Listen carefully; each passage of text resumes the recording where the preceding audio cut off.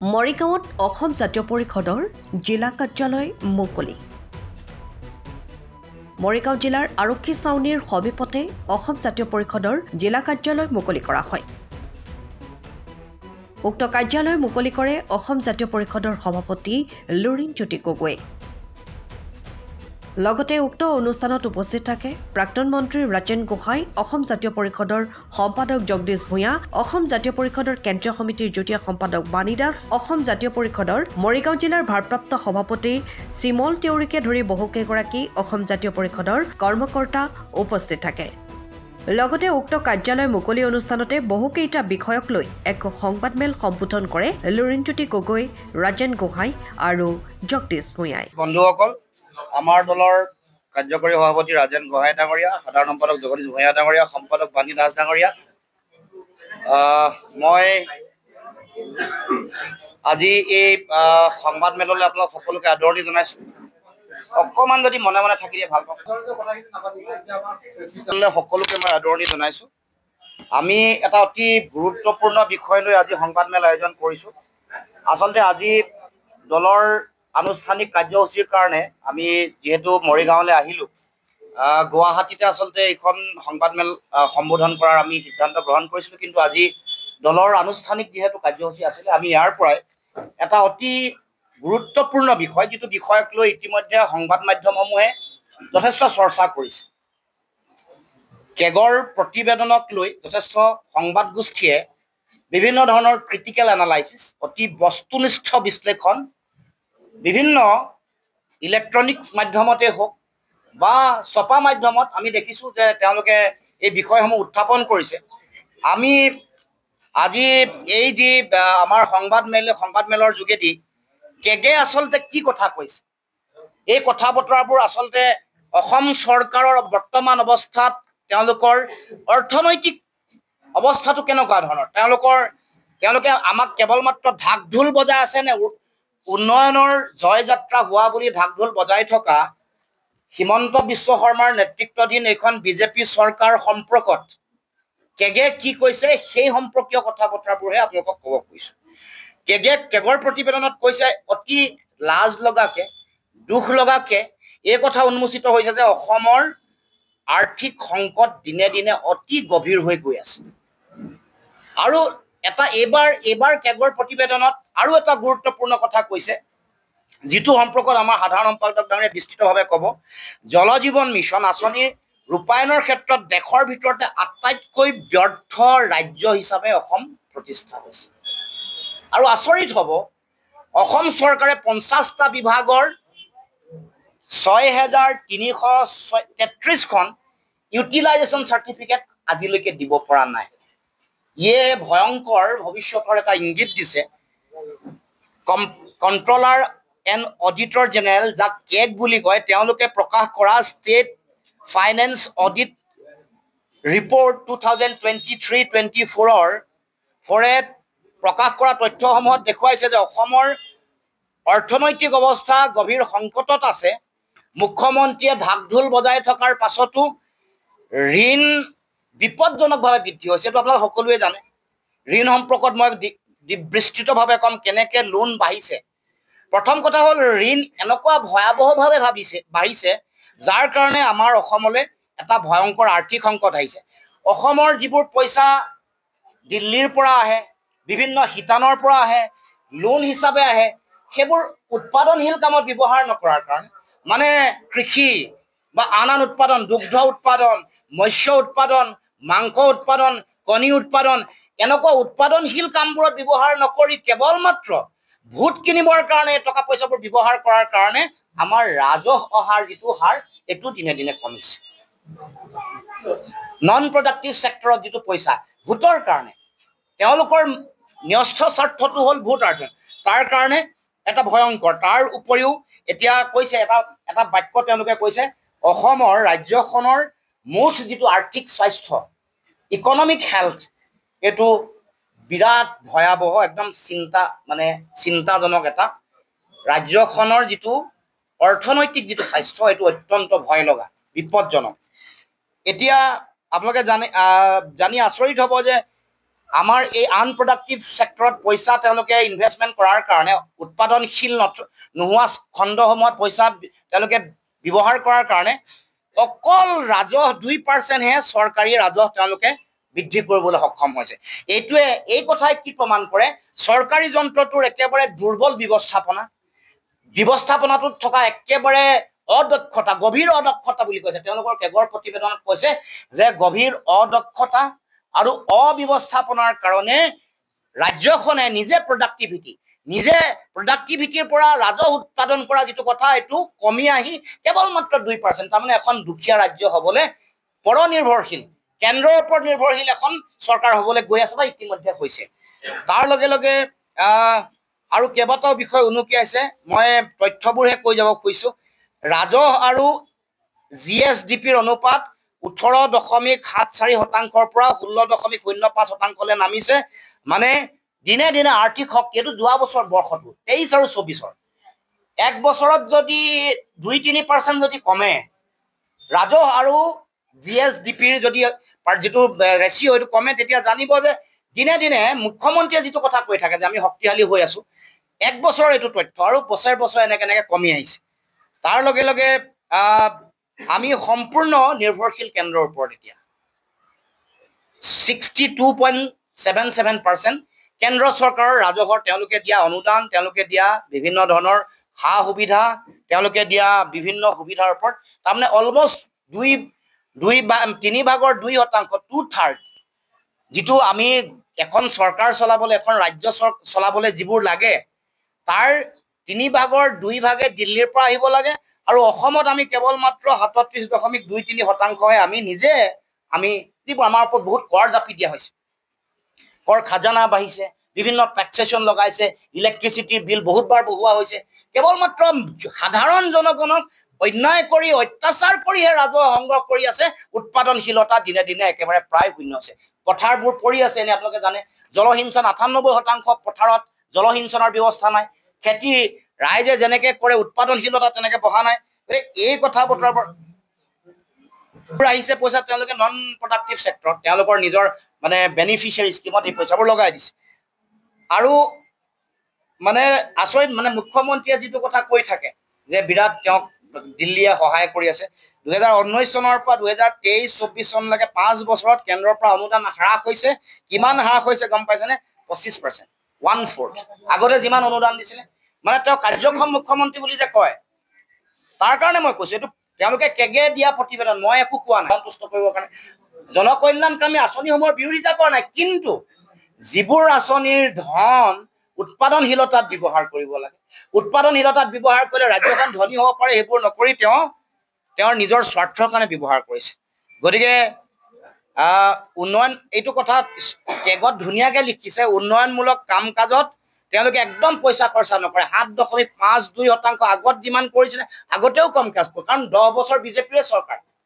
তাতকৈও হিমন্ত বিশ্ব শৰ্মাৰ চৰকাৰৰ দিনত এটা বৰ্ষতে 7.52% কমাই পেলাইছে। এতিয়া আহোঁ ঋণৰ কথা। মানে যে চৰকাৰে অহা 8 তাৰিখে SITৰ প্ৰতিবেদন দিব বুলি, 8 তাৰিখে নহয়, 8 তাৰিখে SITৰ প্ৰতিবেদন দিব বুলি কৈছে।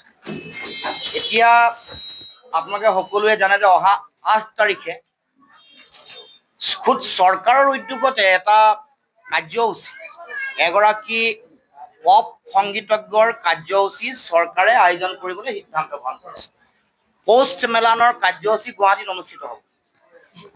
আমাৰ জাতিটোৰ প্ৰাণ, আমাৰ সকলোৰে মৰমৰ প্ৰতীক হাৰ্টথ্ৰব বুলি যাক কওঁ, আমি জাতীয় সম্পদ বুলি যাক গণ্য কৰোঁ, জুবিন গাৰ্গৰ মৃত্যুৰ পিছত আমি কৈছিলোঁ যে যেতিয়ালৈকে ন্যায় নাপায়, যেতিয়ালৈকে দোষীয়ে শাস্তি নাপায়, তেতিয়ালৈকে এনেকুৱা বিনোদন ধৰ্মী কাম কাজ অনুষ্ঠান বন্ধ কৰিব লাগে। আৰু পোষ্ট মেলানৰ এই কাৰ্যসূচীটো বাতিল কৰিবলৈ আমি দাবী উত্থাপন কৰিছোঁ।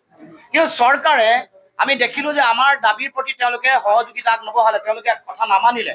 কাৰণ ইয়াৰ লগত তেওঁলোকৰ ন্যস্ত স্বাৰ্থ জড়িত হৈ আছে। আগতেও এনেকৈ তেওঁলোকৰ পত্নী, তেওঁলোকৰ ঘৰৰ মানুহৰ উদ্যোগত এনেকৈ বিভিন্ন অনুষ্ঠান কৰে। এয়াৰ ৰেহমানক আনিছিলে, আগতে দিলসিং দোসানক আনিছিলে। তাৰপিছত জোৰ জবৰদস্তি কৰি ঠিকাদাৰসকলক তেওঁলোকে টিকেটবোৰ দিয়ে। এতিয়াও এইবাৰো তেওঁলোকৰ নিজৰ স্বাৰ্থৰ কাৰণে পোষ্ট মেলানৰ আমাৰ এই বাধা আমি যেতিয়ালৈকে শাস্তি নাপায় তেতিয়ালৈকে পোষ্ট মেলানৰ কাৰ্যসূচী বন্ধ কৰিব কৈছোঁ, কিন্তু নকৰি সেই দিনটোতে SITৰ প্ৰতিবেদন আহিব বুলি কৈছে। তাৰ মানে এফালে উৎসৱ পাৰ্বণ কৰি থাকিব, আনফালে SITৰ প্ৰতিবেদন দিব। SIT প্ৰতিবেদনকো লৈ আমি ক'ব লগা কথা আছে কিন্তু কম, কিন্তু আমি পোষ্ট মেলানৰ কাৰ্যসূচীৰ দুৰ্ঘোৰ বিৰোধিতা কৰিছোঁ, তীব্ৰ ভাষাৰে গৰিহণা দিছোঁ। আৰু এইটো মই কৈছোঁ যে অসমৰ মুখ্যমন্ত্ৰী আৰু অসম চৰকাৰৰ একেবাৰে গৰিহণাৰ যোগ্য, একেবাৰে নিন্দনীয় কাৰ্য। যিধৰণে মুখ্যমন্ত্ৰীয়ে তেওঁ মৃত্যু হোৱাৰ কিছুদিনৰ পাছতে ফটকা ফুটাই মানুহক ফূৰ্তি কৰিবলৈ মানুহক পৰিচিত কৰিছিলে, পোষ্ট মেলানৰ কাৰ্যসূচীত নৃত্য নাচিবলৈ দি মুখ্যমন্ত্ৰীয়ে জুবিনদাৰ মৃত্যুৰ পিছত ন্যায় নকৰাকে এইটো এটা অৰ্থহাস্য বা উল্লাস কৰিছে। এইটো কোনো কাৰণতে গ্ৰহণীয় নহয়, গৰিহণাৰ যোগ্য, নিন্দনীয়। আমি তীব্ৰ ভাষাৰে নিন্দা কৰিছোঁ আৰু কৈছোঁ যে এই কাৰ্যসূচী বাতিল কৰিব লাগিছিলে, এইটো জনগণৰ আহ্বান আছিলে। আজিও কৈছোঁ যে এনেকুৱা ধৰণৰ কথা বতৰাবোৰ ইতিহাসত লিখা থাকিব, কিন্তু পৰৱৰ্তী দিনসমূহত মুখ্যমন্ত্ৰী এনেকুৱা কামৰ কাৰণে তেওঁ কেতিয়াও নিস্তাৰ নাপাব, ইতিহাসে তেওঁক কেতিয়াও ক্ষমা নকৰে। দ্বিতীয় কথাটো হ'ল SITৰ প্ৰতিবেদন। মুখ্যমন্ত্ৰীয়ে আগতীয়াকৈ SIT গঠন নকৰাৰ আগতে ক'লে জুবিনক হত্যা কৰা হৈছে, জুবিনদাক হত্যা কৰা হৈছে। SITৰ প্ৰতিবেদন নিদিয়াৰ চাৰ্জশ্বিট নিদিয়াৰ আগতে কৈছে, বাৰে বাৰে কৈছে হত্যা কৰা হৈছে। আমাৰ সন্দেহ হৈছে যে এই গোটেই কথা বতৰাবোৰ যেতিয়াই চাৰ্জশ্বিট আহিব, যেতিয়া কোৰ্টে ভাৰ্ডিক্ট দিব, তাৰ পাছত যেতিয়া হাইকোৰ্ট বা সুপ্ৰিম কোৰ্টলৈ যাব, এই কথা বতৰাবোৰ যেতিয়া আহিব যে মুখ্যমন্ত্ৰীয়ে SIT গঠন কৰাৰ আগতে হত্যা হোৱা বুলি কৈছে, চাৰ্জশ্বিট দিয়াৰ আগতে বাৰে বাৰে হত্যা হোৱা বুলি কৈছে, তেতিয়া ন্যায়ালয়ত এই কথাটো ন্যায়ালয়েও ক'বলৈ বাধ্য হ'ব, তাৰমানে এইটো পূৰ্ব পৰিকল্পিত বা এই গোটেই কথা বতৰাবোৰ জানিছিলে, এইটো বায়াস এটা প্ৰতিবেদন বুলি ন্যায়ালয়ে প্ৰমাণ কৰিবলৈ সক্ষম হৈ যাব। কাৰণ মুখ্যমন্ত্ৰীয়ে কৈছে, মুখ্যমন্ত্ৰীয়ে বাৰে বাৰে SIT গঠন কৰাৰ আগত হত্যা বুলি কৈছে, প্ৰতিবেদন মানে চাৰ্জশ্বিট নিদিয়াৰ আগত কৈছে। গতিকে কোৰ্টত দোষী হাৰি যাবলৈ বাট মুকলি কৰি দিবলৈকে মুখ্যমন্ত্ৰীয়ে কামবোৰ কৰি আছে নেকি, অসমৰ জনগণে জানিব খুজিছে। দোষীক বচাই পঠাবৰ কাৰণে কাৰণ কোৰ্টৰ মজিয়ালৈ যাব কাইলৈ পৰহিলে, যিয়ে শাস্তি নিদিয়ক লাগিলে। চাৰ্জশ্বিটখন জমা দিয়াৰ পাছত নিম্ন আদালতে, গুৱাহাটী মহানগৰ সত্ৰ ন্যায়াধীশে যিয়ে ভাৰ্ডিক্ট নিদিয়ক লাগিলে হাইকোৰ্টলৈ যাব, উচ্চতম ন্যায়ালয়লৈ যাব। তেতিয়া তাৰমানে এই দোষীসকলক তেওঁলোকে শাস্তিৰ পৰা মানে হাত সাৰি যাব পৰাকৈ গোটেই পৃষ্ঠভূমিটো, আধাৰটো, প্লেটফৰ্মটো অসমৰ মুখ্যমন্ত্ৰীয়ে বনাই দিছে নেকি, এই প্ৰশ্ন আমি অসমৰ ৰাইজৰ হৈ মুখ্যমন্ত্ৰীক কৰিব খুজিছোঁ। আৰু যিসকল দোষী, কাৰণ প্লেচ অফ অকাৰেঞ্চত যোন আছিলে, অভিমন্যু তালুকদাৰক কিয় অনা হোৱা নাই, কিয় কৰায়ত্ব কৰা হোৱা নাই, তাত থকা মানুহক কিয় এৰেষ্ট কৰি ৰখা হোৱা নাই, উপস্থিত থকা মানুহক কৈছে নহয় মদ্যপান কৰোৱাই এটা পৰ্যায়লৈকে আগবঢ়াই দিয়া হ'ল। তাৰমানে মদ্যপান যদি কৰিছিলে সেই সময়ত উপস্থিত থকা 16গৰাকী মানুহৰ প্ৰতি বেলেগে বেলেগে বিচাৰ কিয়? এওঁলোকক দোষী নহয় বুলি কোৱা নাই, এওঁলোক দোষী, কিন্তু আৰু থকা 16 বাকী 13গৰাকী কি হ'ল, এই কথাটো উত্তৰ দিব লাগিব। আমি যেতিয়ালৈকে এইবোৰৰ উত্তৰ নাপাওঁ তেতিয়ালৈকে ৰৈ নাথাকোঁ। তেওঁলোকে কিবা উদ্দেশ্য প্ৰণোদিতভাৱে কিবা কৰিব পাৰে, ব্যৱহাৰ কৰিব পাৰে, ন্যায় ব্যৱস্থাটোক, ন্যায়ালয়ক, CIDক, SITক হিমন্ত বিশ্ব শৰ্মাই ব্যৱহাৰ কৰি অহা আমি দেখিছোঁ, ব্যৱহাৰ কৰিব পাৰে, কিন্তু অসমৰ জনগণৰ পৰা এই অন্যায় কেতিয়াও মচি দিব নোৱাৰে। ইয়াত যে কিবা এটা গণ্ডগোল কৰিব বিচাৰিছে এই কথা মানুহৰ মাজত সন্দেহ লাহে লাহে ঘনীভূত হৈছে। মানুহে ভাবিবলৈ আৰম্ভ কৰিছে যে ডাল মে কুছ কালা হে, যদি হত্যা হৈছে কোনোবা ডাঙৰ শক্তি আছে, যিটো শক্তিক ৰাখিবৰ কাৰণে হয়তো মুখ্যমন্ত্ৰী ঘৰৰ মানুহ হ'ব পাৰে বা সাম্প্ৰদায়িক শক্তিও হ'ব পাৰে, এইটোক ঢাকি ৰাখিবৰ কাৰণে মুখ্যমন্ত্ৰীয়ে ভয় কৰি খুপি কামটো কৰিছে। এইটো কিন্তু সত্য, মানুহে সৰ্বসাধাৰণ জনগণে বুজি পাই গৈছে যে ডাল মে কুছ কালা হে, ইয়াৰ এইটো মানুহে যিমান তেওঁ নকওক লাগিলে চিঞৰি টেটু ফালি তেওঁ শিৰ ফালি দিয়ক লাগিলে, অসমৰ ৰাইজে বিশ্বাস নকৰে। ইয়াত কিবা যে ভিতৰুৱাকে কিবা গণ্ডগোল আছে, মানুহৰ মনত এটা সন্দেহ ঘনীভূত হ'ব। কেগে কৈছে যে এই ধৰণৰ ঋণ যদি বৃদ্ধি হৈ থাকে, দিনে দিনে অৰ্থনৈতিক সমতা আৰু যিটো মানে গতিশীলতা আহৰণৰ যিটো লক্ষণ, সেইটো একেবাৰে নাইকিয়া হৈ যাব। মানে এটা গতিশীল এখন ৰাজ্য, উৎপাদনশীল এখন ৰাজ্যৰ যিটো চৰিত্ৰ, এইটো একেবাৰে নাইকিয়া হৈ যাব, অৰ্থনৈতিক ক্ষমতা নাইকিয়া হৈ যাব একেবাৰে। মানুহৰ ধনী দুখীয়াৰ অন্তৰটো বাঢ়িব, দুখীয়া মানুহৰ সংখ্যা দিনে দিনে বাঢ়িব। যিবোৰ কথা হৈ আছে আপোনালোকে নিজে প্ৰত্যক্ষদৰ্শী এটা তেওঁলোকে অসমৰ এই যে মানে ঋণ বহাৰ কথাটো ঋণ যে তেওঁলোকৰ দিনে দিনে বাঢ়িছে এয়া মই কম কেনেকৈ তেওঁলোকে ঋণ লৈছে প্ৰতি বছৰে এতিয়া কিমান হৈছে এতিয়া ৰাজ্যৰ যিটো ঋণ যাৰ GSDPৰ 20.83% পৰা এতিয়া মানে 25.77% বাঢ়িছে প্ৰতি বছৰে আনকি যিটো মানে প্ৰাইমেৰী যিটো তেওঁলোকৰ সাবসিডি থাকে প্ৰাইমেৰী ডিফিচিট তেওঁলোকৰ প্ৰতি বছৰে অসমত বাঢ়ি গৈ আছে প্ৰতি বছৰে এই দীঘলীয়া পৰিক্ৰমা 10 বছৰীয়া পৰিক্ৰমা তাৰমানে ন্যূনতম যিবোৰ কাম কাজ কৰিবলৈ টকা পইচা লাগে মানে সেই কামখিনি চৰকাৰৰ মূল যিবোৰ কাম কাজ সেই কাম কাজবোৰ কৰিবলৈও এতিয়া ঋণৰ পইচাহে কাম কৰিব লাগে যিবোৰ নিত্য নৈমিত্তিক কাম কাজ সেইবোৰ কাম কাজ কৰিবলৈ এডমিনিষ্ট্ৰেশ্যন চলোৱা প্ৰশাসন চলোৱা পুলিচ চলোৱা যিবোৰ এখন ৰাজ্যৰ ডে টু ডে এফেয়াৰ সেইবোৰো এতিয়া ঋণৰ যোগেদিহে চলাই তাতকৈ দুখ লগা আৰু মই কোৱা নাই কেগে কৈছে ডে টু ডে এক্টিভিটি আৰু এফেয়াৰ কৰিবলৈও এতিয়া খৰচৰ কাৰণে ঋণ ব্যৱহাৰ কৰিব এইটো কথা মই কোৱা নাই অৰ্থনৈতিকভাৱে এয়া এক গভীৰ বিপদৰ সংকেত বুলি কৈছে দৰমহা পুলিচক ব্যৱহাৰ কৰা যিমান ল' এণ্ড অৰ্ডাৰ যিমান আছে administration day to day activity কৰিবলৈও ঋণৰ পইচা নহ'লে হিমন্ত বিশ্ব শৰ্মাই কৰিব নোৱাৰে এইটো তেওঁলোকে স্পেচিফিকেলি কৈছে এক গভীৰ বিপদ সংকেত এইটো তেওঁলোকে কৈছে কেগৰ ৰিপৰ্ট আপোনালোকে চাব এতিয়া ঋণ কেনেকৈ লয় চাব চলিত বছৰ ঋণৰ হাৰ 55.69% এতিয়া কিমান ঋণ লৈছে এতিয়ালৈকে তেওঁলোকে ঋণ লৈছে আপোনালোকে 2025 চনৰ 31 মাৰ্চলৈকে মুঠ ঋণৰ পৰিমাণ হৈ গ'ল 1,85,000 কোটি টকা আৰু 31 মাৰ্চ 2026 নিৰ্বাচনৰ আগে আগে ঋণ হ'ব লোন হ'ব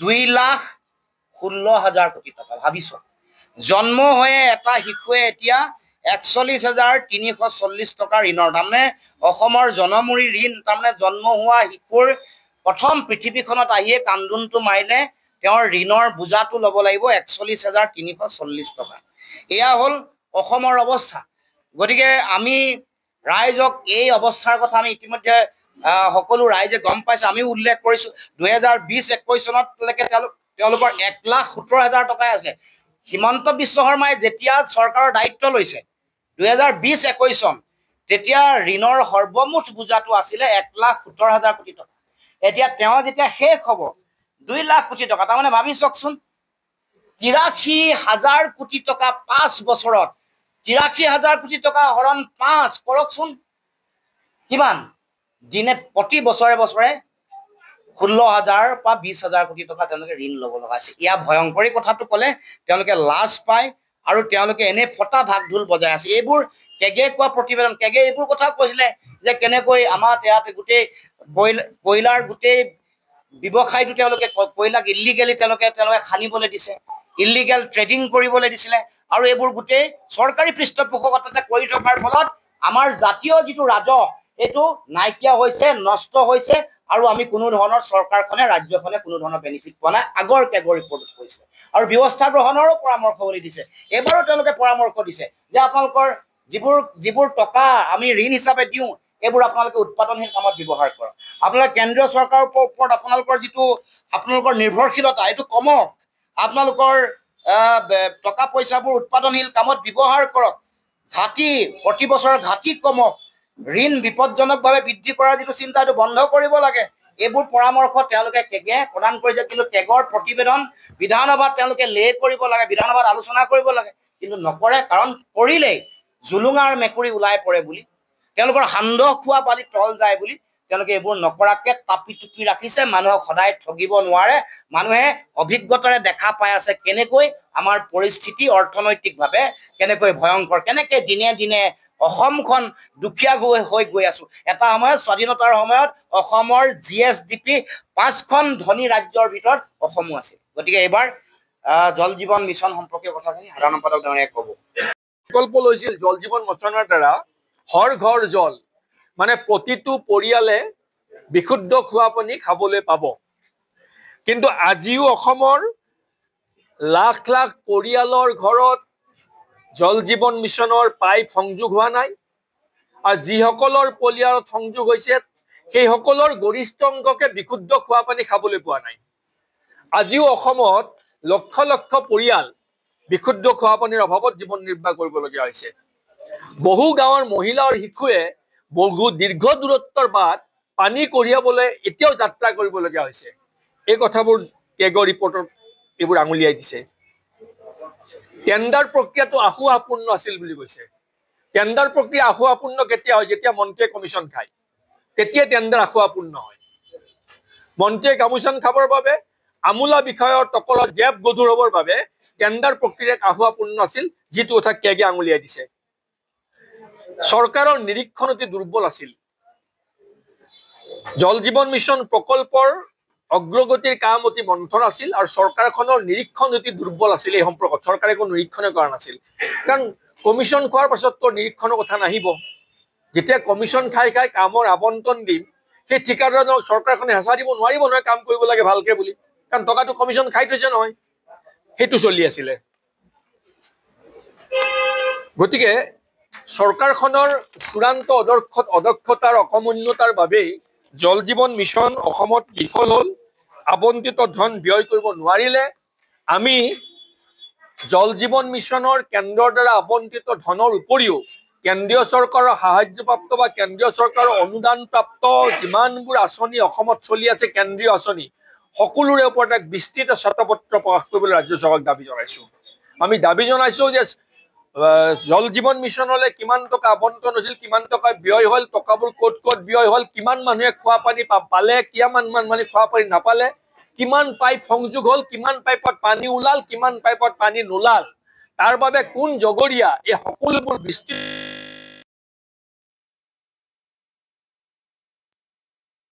জল জীৱন মিছনৰ দৰে অন্যান্য যিবোৰ কেন্দ্ৰীয় চৰকাৰৰ অনুদান প্ৰাপ্ত আঁচনি অসমত চলি আছে, সকলো আঁচনিৰ ওপৰত তীক্ষ্ণ নিৰীক্ষণ কৰিবলৈ আৰু সেই আঁচনিসমূহৰ ওপৰত শ্বেতপত্ৰ প্ৰকাশ কৰিবলৈ দাবী জনালো। জল জীৱন সংস্থাৰ দ্বাৰা এই তদন্তৰ ব্যৱস্থা কৰিবৰ বাবে আমি ৰাজ্য চৰকাৰক দাবী জনালো। মৰিগাঁৱৰ পৰা শশীকান্ত বৰদলৈৰ ৰিপৰ্ট, টাইম অফ আছাম। সময়ৰ খবৰ সময়ত পাবলৈ ফ'ল' কৰক টাইম অফ আছাম।